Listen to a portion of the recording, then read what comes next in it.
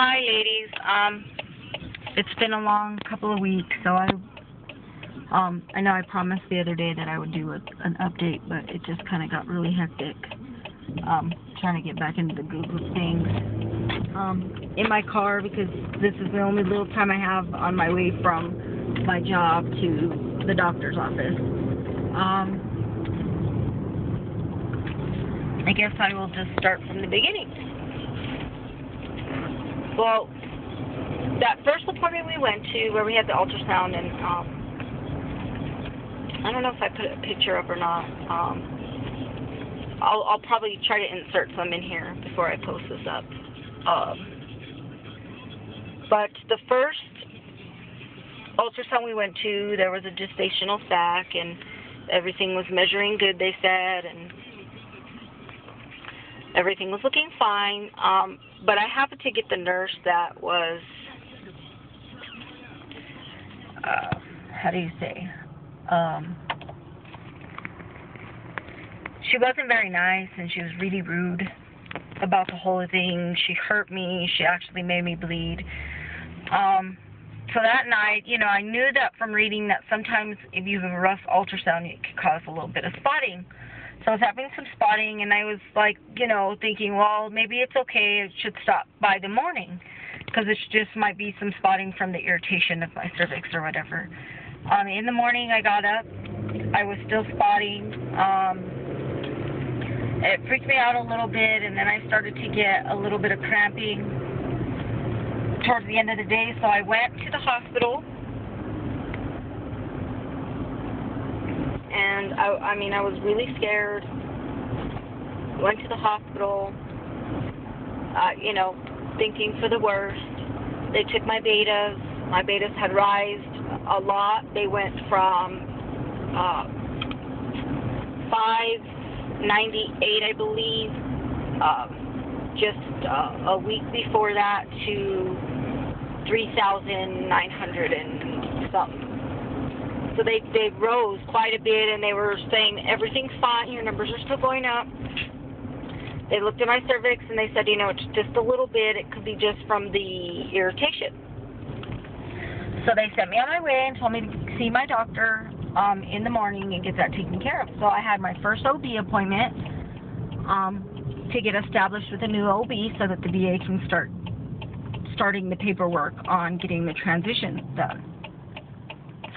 So I went over to the new OB that I found. She was awesome. I was super happy with her. She took the time to go over my history and really talk about what was happening. And I told her I was having some bleeding, and so what she did is she said, we're going to do an ultrasound. I want to just kind of see and make sure everything looks okay from the inside, and then I'm going to send you for a beta in 2 days.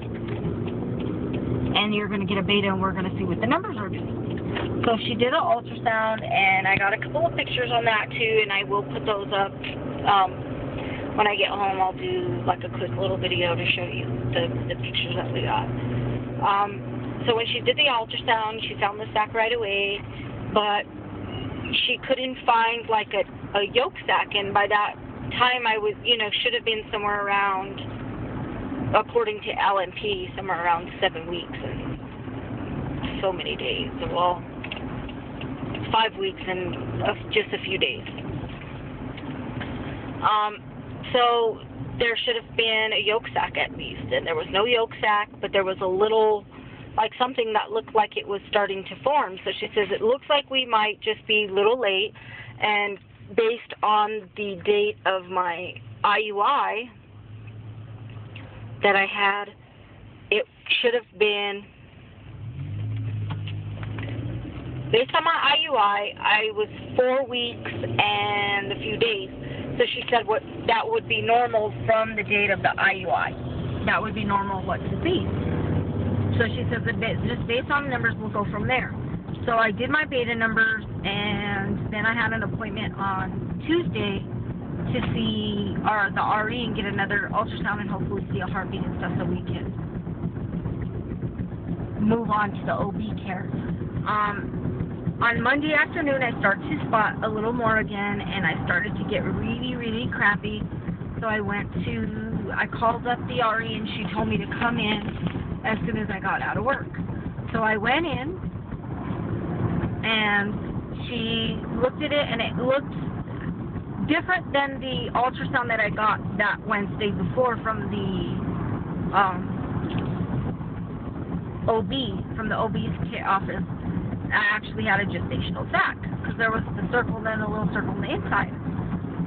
And so it kind of made me happy because it made me feel like we were going to be okay and everything was looking good.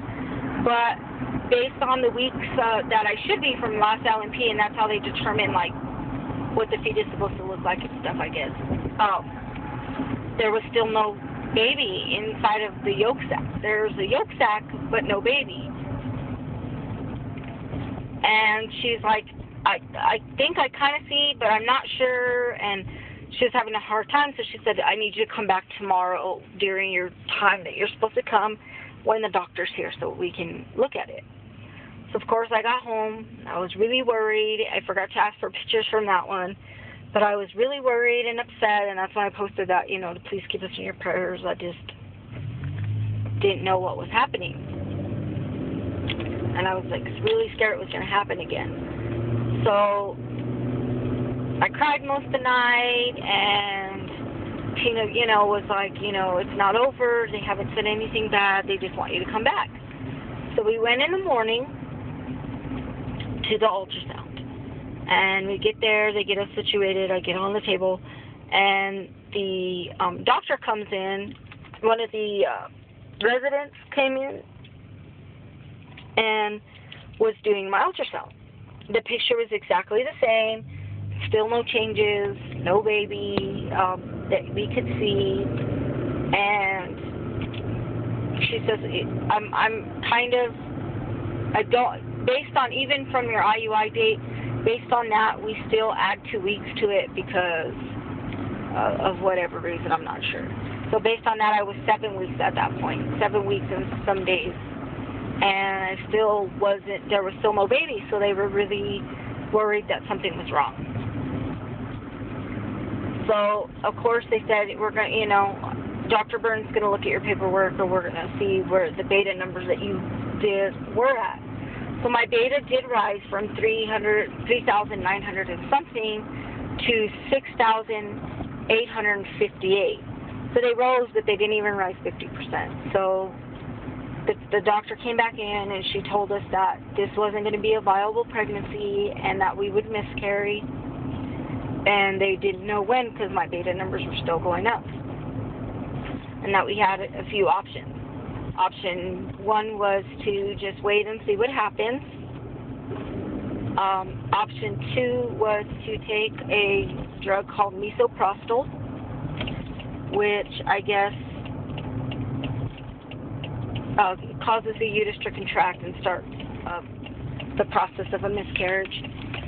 Or that was it. She said she really didn't want me to do a D&C because I was still early enough to not have to do that and risk being scarred or anything. So I was really upset. They gave us a minute.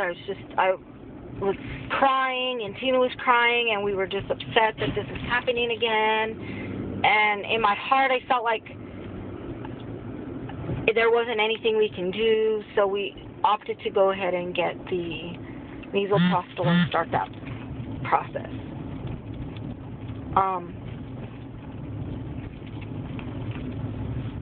Sorry, this might be in a couple of parts because I'm already at 9 minutes and I don't think that I can upload more than 15, and I'm actually here at my doctor. So I'm going to just stop it at we decided to use the misoprostol, and then I will pick back up with another video explaining what happened and what I experienced and everything after that.